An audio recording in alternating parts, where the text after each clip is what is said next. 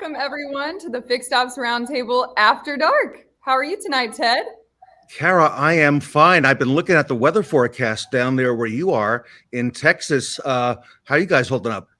Well, the lights were flickering during the intro, so if I disappear tonight, it is not my fault. But yeah, the weather is pretty rough down here, but at least it's raining, so we'll take it.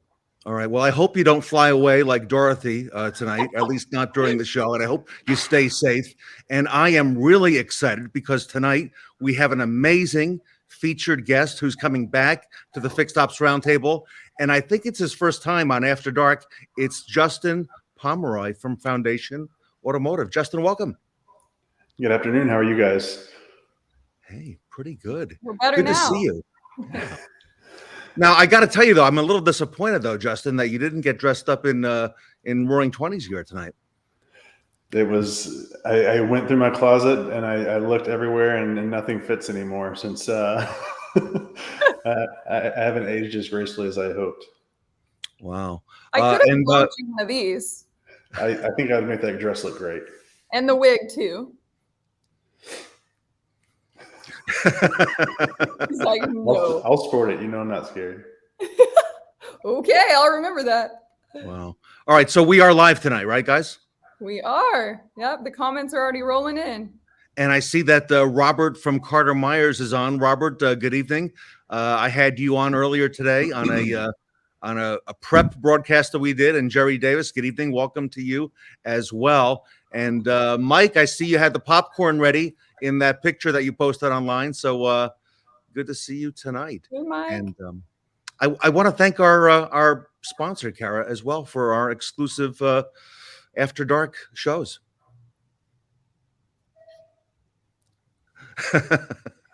It's BG Products. BG Products, you can see over Kara's shoulder there, is celebrating its 50th, Justin, its first 50th year in business. And they do an awful lot for our industry. It's amazing that a company has grown to be in like 52 to 53% of all dealerships in the United States. And just an amazing organization with distributors around the world. And I want to thank BG Products for all that you do for our. Right. So referring to the clothes, Justin, we are dressed up for a reason because we have an event coming, as you know, in September. And Kara, that is going to be here before we know it. It sure is. Coming up on September 20th, 21st, and 22nd is the next Fixed Ops Roundtable, the Roaring 20s, of course. And you can get your complimentary tickets now at fixedopsroundtable.com. And Ted, Justin, you're included in this. Everybody who is speaking or attending the event, we're going to have a best dressed contest. So, Justin, you better find a Roaring 20s outfit before September so you can take part in that. I'll have to go thrift shopping. Is that where you got your hat, Ted? I got my hat where you have the Cara Delane collection at Amazon.com, which, by the way, Cara, I've noticed over the last few weeks, it looks like you bought out the entire collection. I think I did. I think I have just about every color of 1920s dresses. So not all the wigs, though, but I'm thinking about it. Wow. Somebody commented to me today. They said, you know, it really looks and feels like Kara is enjoying this theme for the show. Are they right about that? I think I enjoy every theme of every one of the shows. This is probably one of my more favorite ones that we've had, but there have been some interesting ones in the past, and I'm excited for the next one too. I'm excited that I see John Frazier is in the chat. John, welcome.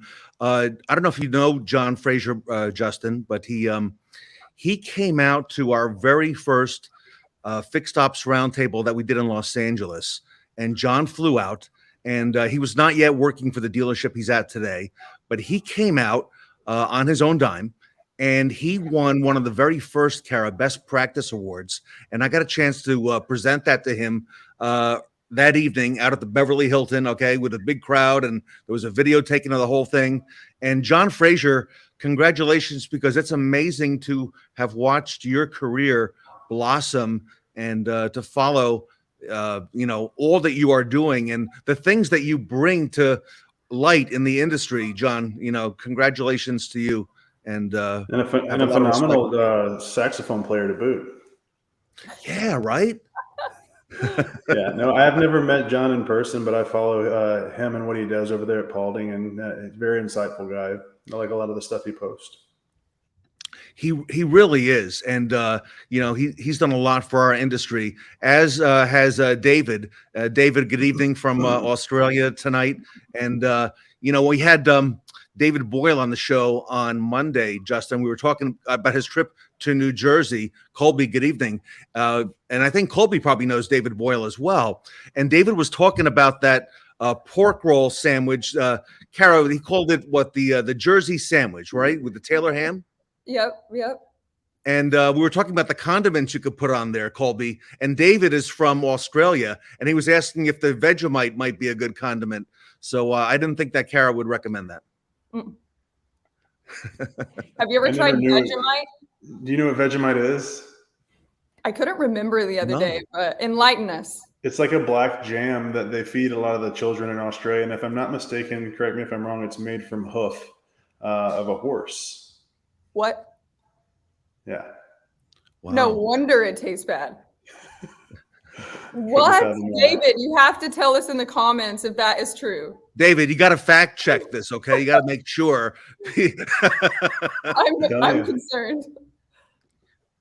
And Cara, that's where you learned about Vegemite, was on your trip to Australia. Is that right? Yes. I tried it one time, and that was enough for me. It wasn't great. And Joe Porter, good evening, and thank you for being with us tonight. It's a great honor to see all of you here.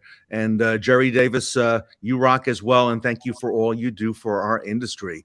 So, Justin, you've got a lot going on. I know Colby works with you at Foundation Automotive, and Cara's in Foundation Automotive. But Justin, kind of bring us up to speed, because the last time that the three of us met was in person in Texas about a little over a year ago.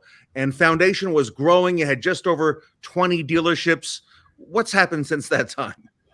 I slept and we woke up, and we're knocking on the door of 42 by end of 2022, and it's just been an absolute ride. I look back, and it's hard to see the forest through the trees, as Kevin, our CEO, often says, but I can't be more proud of what we've accomplished in the short time frame that we've done. Safe to say, I personally feel we're probably one of the most cutting edge groups out, and I'm proud of our team.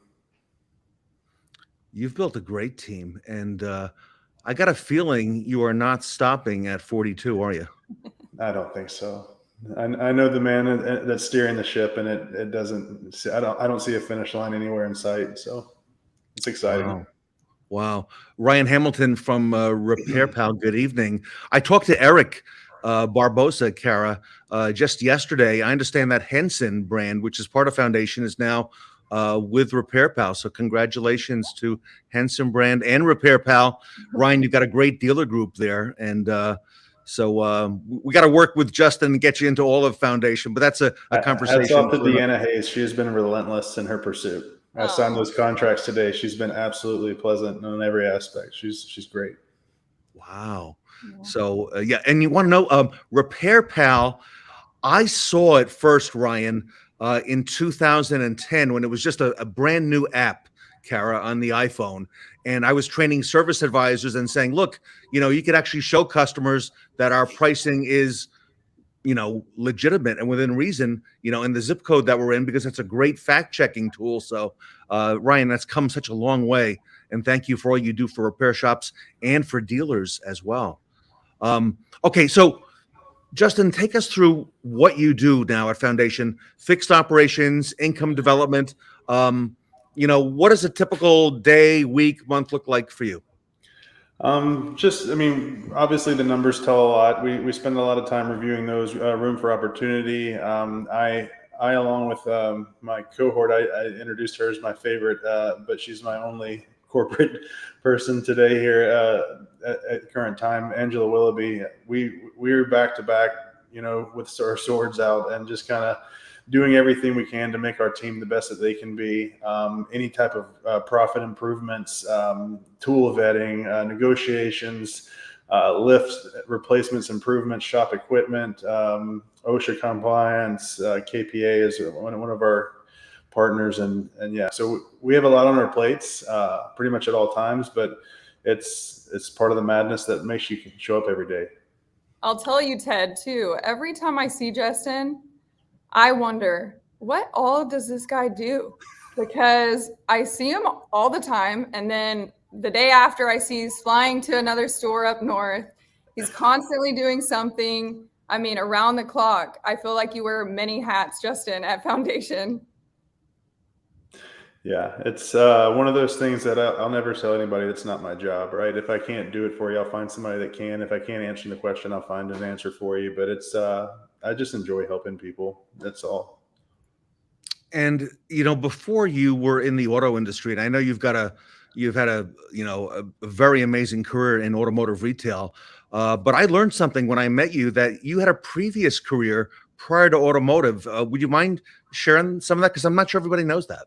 Yeah, absolutely. I was pretty much out of high school, got into law enforcement, had to grow up pretty quick, held to a little bit of a higher standard, and got into corrections for about 3 years. And then I was in uniform patrol with Baton Rouge City Police Department for about 5 years in addition to that. And was pretty much my life until I moved to Houston, met my wife, and got into this line of work. And so both of them were very rewarding, self-serving, the general public and helping people. So it's helped me hand in hand. Honestly, I never thought that I would take so much from law enforcement and be able to apply it to service and the automotive industry. But it's been absolutely great as far as telling when a customer is about to fly off the handle regarding CSI, or reading through maybe a not so true statement. If you have an employee that's just frustrated and they really want to tell you how they feel but have a hard time expressing that, it's helped me a lot.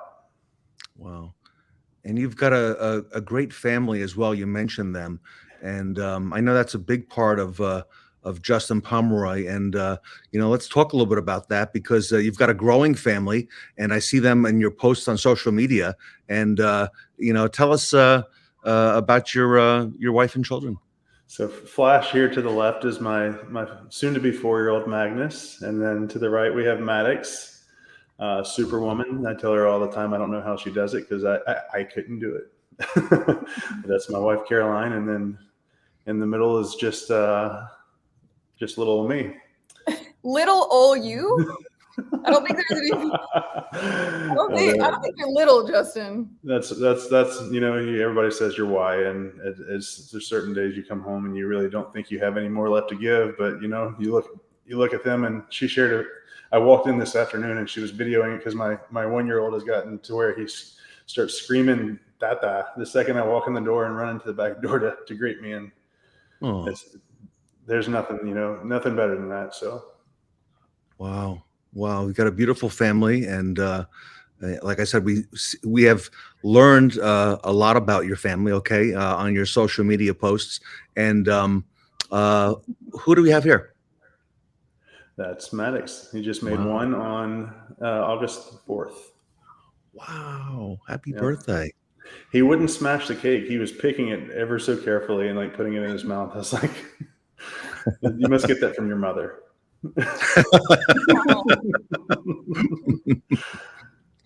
You didn't smash it, No, he didn't. He just picked around the edge. You can see right there where he's been just kind of digging at it. He wouldn't get fist deep in it and enjoy himself. But I helped him with it after the fact, of course. Okay. All right. All right. Good. Well, fantastic. Yeah, I do know that when I met with you, that you were coming in from one city and you spent a couple of days with us, and you were going on to the next. So you see a lot of dealerships, you see a lot of opportunities. I'm sure there's a lot of dealerships that you've looked at over the last few years that you have not decided, were not right for Foundation. What are some of the things that you look for on the Foundation side? What are some of the, foundational things that would, inspire you folks to be involved with the dealer? Well, we hold our policies and procedures near and dear to us, and they're not to force upon people, but they're to do a better job than what currently may be being done. And so just going in and laying the foundation, if you will, of how we succeed, and taking those things and teaching them and instilling them in people to maybe see things a different way. As far as fixed operations goes, so often people get just caught in the minutia. No one really takes the time to spend with them to bring them along and make them better, and exhaust themselves into another person in order for them to do things that they may not have known to do or wouldn't have done on their own free will. And so that's the biggest opportunity, is honestly just being there, having that open, candid conversation, constructive criticism, and candor with your team. And a lot of great comments. I agree with Diana about Justin's hair, and Brenda here tonight with her comments and her thanks to you and Angela. You've built a very, very strong team. And Alexandra, welcome. Foundation 40, she's with 45 Mitsubishi, is that right? I think so, yeah, because Alexandra's been on the Roundtable a couple times. Yeah, she's one of her and Sal are our day ones. Sal Cerna is the director there, and I remember them coming into a store that wasn't even ready to do business, and walking around and bringing their families in, and I asked them to do so, to meet me and to meet the team that was going to be there, and to just build a type of relationship before we even started working with one another that they were comfortable with, making that leap of faith. And they've been there and they've done an excellent job. I think I was looking last week, we're number 25 in the nation for Mitsubishi. So for, a 1-year store, that's impeccable work that they've done. Wow. Nice job. So with all the talk about fixed operations now being just in the front of the store, right? Because inventories have turned upside down in the last year and a half. A lot of things that we did not expect have happened. What do you see in the future? Because we hear now about EVs coming into the marketplace. Are they going to be as, dominant as people say, or will it just be on, certain parts of the country, the coasts? What do you see, when it comes to EVs and, combustion vehicles? I think it's coming whether we like it or not. And I think it's coming a little bit faster than we expected it to. The amount of cars that I think it was just recent, they had a Cadillac seminar in California, and the number of vehicles that they're coming out with, they're coming out with an electric Corvette. They're coming out with, electric Escalade, you name it.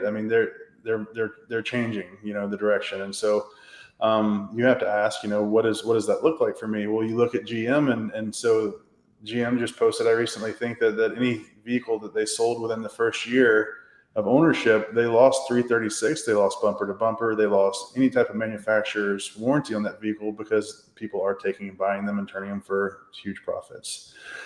I don't mind that in service, obviously, because we know that CP works better than warranty work, but all the same, you've got to take that into consideration when you look at what, the way things are changing. And you got to look at things there's brands that are doing a lot of their ordering for e-commerce now, and they're building them directly from the factory and shipping them. Ford Motor Company is pushing really hard on that, and they're up, I think, almost double their net worth as of late. But you have to. As I talked to one of our operators partners last week, I said, "You're doing a remodel.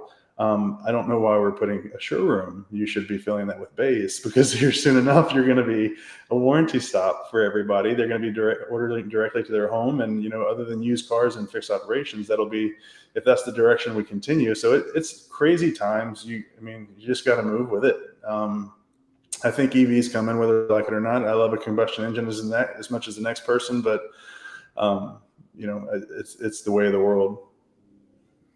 You got some great dealer operators in the foundation family. Talk a little bit to us about culture, because one of the operators, I'm not ashamed to say it because Kara works at Henson, has just recently announced, Eric Barbosa, they've gone to a 4-day work week. And we're hearing more and more at the Fixed Ops Roundtable about the importance of culture in being a desirable place, to attract, for example, technicians and to retain technicians, and just overall dealership help. What are your thoughts on dealership culture? I think it's everything. The days of, grinding people until they just, they have nothing left to give isn't really the way of the world now. I think if you look at a lot of opportunities and the hiring workplace, it's compensation is usually the 4th or 5th thing that's important to people.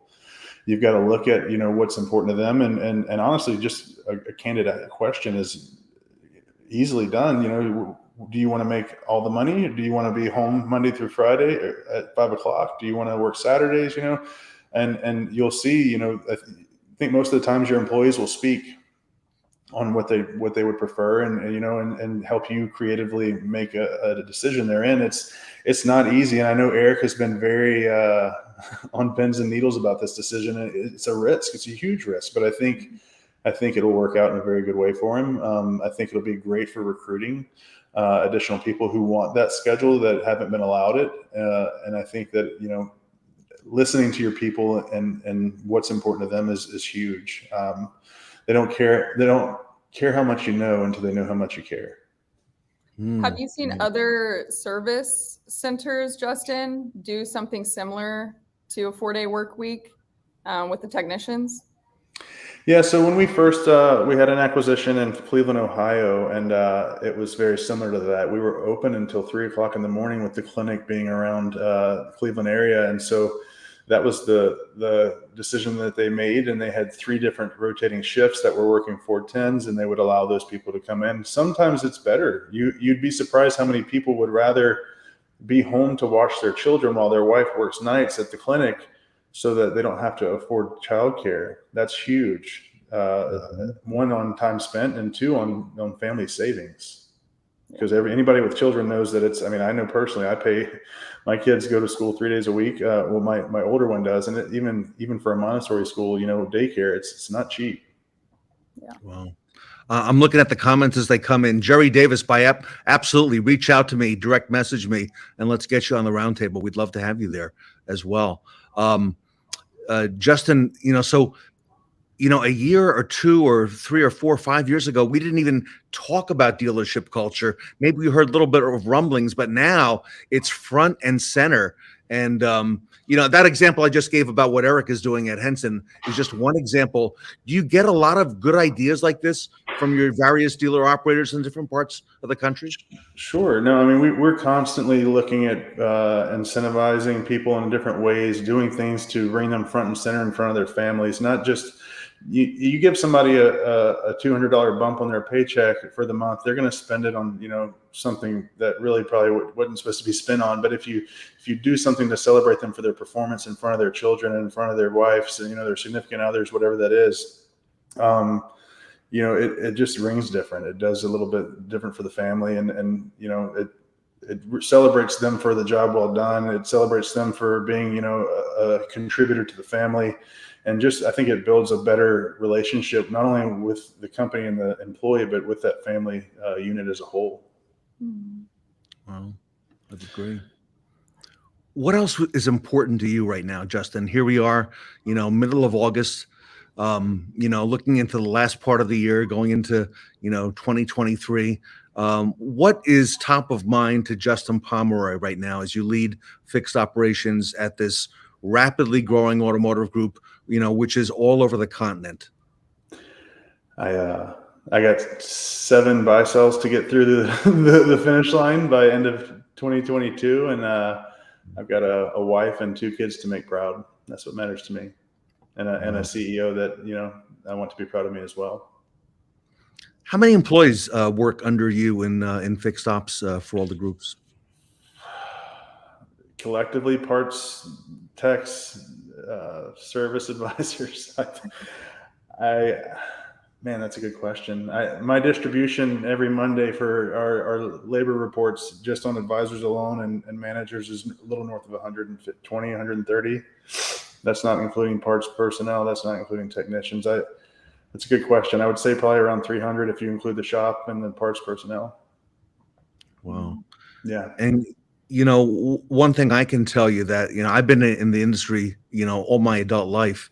I can't tell you how much I have learned personally at events like this at the Fixed Ops Roundtable. We all want to, think that we know a lot, right? But there's so much happening, to learn from others in the industry. And, I'm very grateful to you because I've learned a lot from you and what you do at Foundation. And, a great example is, look at this young lady, Kara. who's now been with Henson for, Kara, what is it, 3 years at Henson, right? I'm going on 3 years. Yeah. I'm about to have my 3-year anniversary in October. It feels like a lifetime sometimes, but it's all been a very rewarding one. I will say that. But Justin, she and Eric have rewritten the book, if there ever was one, on social media marketing, right? I mean, they've turned the whole thing upside down. Yeah, there's days that I want to pull my hair out because I can't get in touch with Eric, and I know exactly what he's doing. I should just text Kara because I know who he's with and where he's at. But I've watched the man, and he walks around with 2, maybe 3 iPhones. All of them have secondary juice battery packs on the back of them, and he is just constantly. I don't know how, but he does a phenomenal job. Obviously, you're either 100% committed or you're not. He'll tell you face to face, if you're not posting this many times a day, you just don't even start. Yeah. And you're quite the social media star too, Justin, right? Yeah, I do what I can with what I have. I've created our own fixed operations page, and I try to do a little bit of something for our following, just in the community for whatever reasons, and it's a little something. It's not by any means a Henson brand or a Teddings, but it's mine. Okay. We have 1 or 2 videos together, I think, though. Should we share them? You have them, Ted? I do. You're referring to when Justin was a customer, Kara, and you had learned the walk around recently, and we're looking at the vehicle with Justin as the consumer. Is that right? And it was the hardest thing for us not to laugh at each other. I remember we had to do a few takes because every time Justin and I would look at one another, we would just start cracking up. Well, I've got a little portion of that. If it's okay, I'll show that. Because I was doing training earlier today for a very large dealer group. And in my training, I'm the teacher, right? I realized that I missed something in the process. And I watched this video where Kara tells you about some great news. And I said, oh my gosh, I got to talk to my advisors tomorrow morning on Thursday about it. So this is just a short clip of Kara and Justin's walk around. Pomeroy, we've been expecting you. Thank you for being on time. Would you please join me outside of your vehicle for a second? You're here for an oil change, correct? Yes, ma'am. Is there anything else that we might need to check out for you today? I hope not. It's the first service on the vehicle, so. Okay, gotcha. Well, here is a blank multi-point inspection for you. At the end of your service, one of our factory trained technicians will be looking over your vehicle. They'll give you one of these that's filled out that shows any issues that you may have on your vehicle. Okay. Also, here is a copy of our service menu, so you can be looking over that. Awesome, thank you. And I actually have some great news for you. I checked out your Ford Oasis, and it's great news because you don't have any open recalls right now. Awesome, thank you. Of course. And if you don't mind, can I jump in your vehicle for a second? Okay. Thank you. So it looks like you got 12,305 miles on your vehicle right here. Yes, ma'am. Perfect. Is it okay with you if I start up your vehicle? Sure. I also noticed that you didn't leave your cell phone. Do you have anything else that might be of value that you left in here? No, I think everything is been done. Alrighty. I'm just going to turn the wheel to the right for a second and make sure that your lights are on. Turn it off here and pop the hood.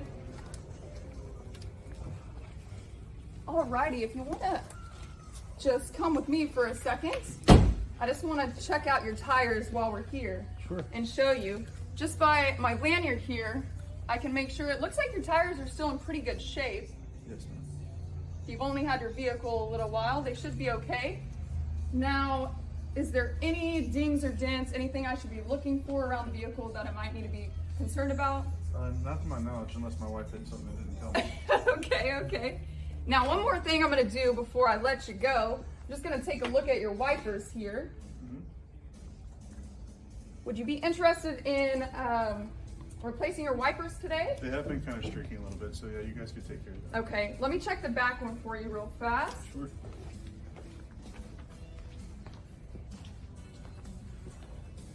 Looks like we might need to replace that one as well, if that's okay with you. Might as well get them all. Okay. Now I'm going to check the other tires just to be sure that they're all okay. Okay. Would you like them rotated today? Yeah, I think that's part of the works package, so sure, take care of that as well. Okay. Let me check the other. So I'm watching this video today, Justin, and I'm training with a very big group that I had trained once before. And you know what the managing partner said to me? He said, Ted, it's amazing how many parts of the walk around we've gotten away from. Not talking about the open recalls, not presenting the menu, not inspecting for valuables, not pronouncing the mileage.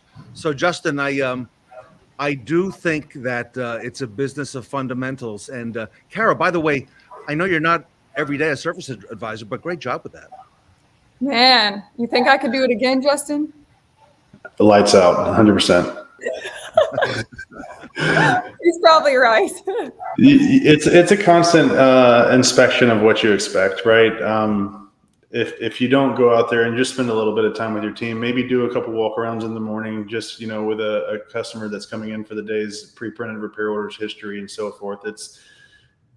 There's always improvement. There's always somebody that forgot a piece, and if you don't constantly remind them of that, it's you're doing your staff a disservice, because it's truly, and your customer a disservice, honestly. I mean, it's we sell to cars, not people, and making sure that they leave with that vehicle maintenance and service in the best way possible is what it's for.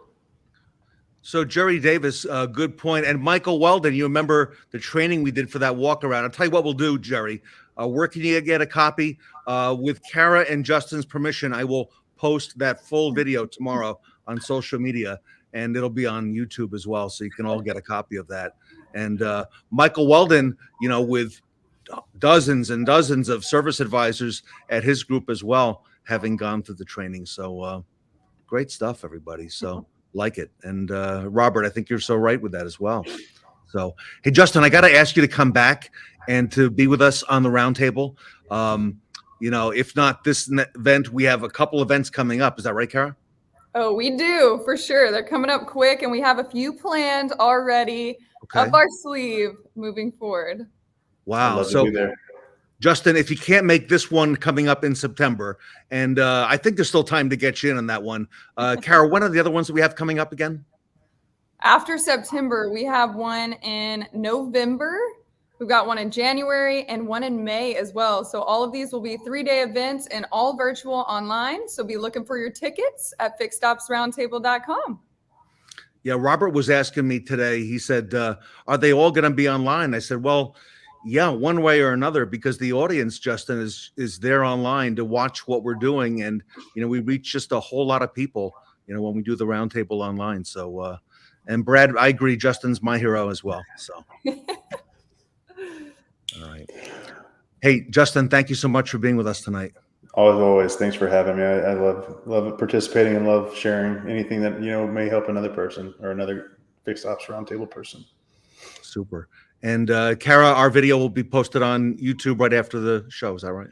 Yes, we now have our YouTube channel up and running. So make sure that you subscribe to that so you can watch all of our replays. Cool. Great. Well, thank you so much. Thank you, Justin, for being on today. Good to see you. You as well. This time, but I'm sure I'll see you here soon. And on behalf of myself, Ted Ings, and Justin Pomeroy, thanks for watching. We'll catch you next Monday at 8 p.m.